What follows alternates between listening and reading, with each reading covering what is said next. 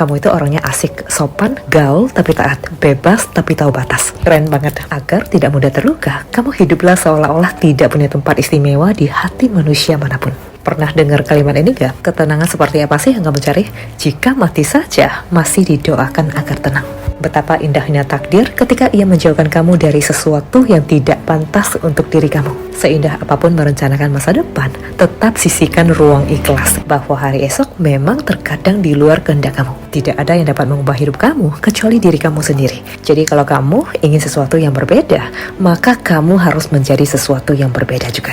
Cinta itu doa. Doa adalah cinta. Jadi siapa yang mendoakan kamu, berarti dia sudah sampai tahap benar-benar mencintai kamu. Kita itu butuh hubungan yang saling bercerita, memahami, saling memaafkan, saling mengabari, dan menunjukkan kalau kehadiran kita itu dibutuhkan dalam hidupnya. Gak ada yang namanya sibuk, apalagi tidak ada waktu sama sekali. Semua tergantung prioritas. Setia itu bukan tentang siapa yang selalu ada, tetapi ketika dia sedang tidak bersama kamu, dia tahu hatinya milik siapa. Hubungan yang dewasa terbentuk oleh dua orang yang saling belajar dari masa lalunya, serta saling bekerja sama membangun masa depan yang baik. Karena saat kita memilih seorang pasangan, kita memilih cerita hidupnya juga, kita memilih masa lalunya juga yang mungkin ada trauma, kesakitan, bahkan luka. Semua harus bisa kita rangkul bersama, saling melengkapi dan bertanggung jawab agar menuliskan masa depan yang jauh lebih baik. Ini bukan ketergantungan ya, namun ini tentang kesungguhan hati. Karena pada akhirnya kita itu akan hidup bersama dengan karakter dan akhlaknya,